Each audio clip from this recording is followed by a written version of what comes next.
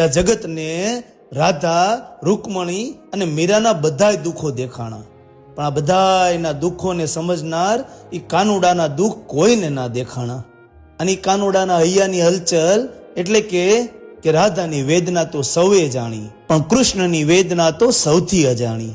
અરે રાધાએ તો કહી દીધી કૃષ્ણ વિરહની કહાની, પણ કાનુડાની વેદના તો એની વાસળીમાં જ સમાણી.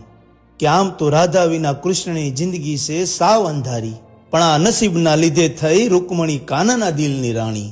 અને એટલે જ તો એને પછી ક્યારેય આ મોરલી ના વગાડી, ક્યારેય આ મોરલી ના વગાડી. કારણ કે જ્યારે જ્યારે વગાડી અને મોરલી, ત્યારે યાદ આવી રાધા રાણી, રાધા રાણી.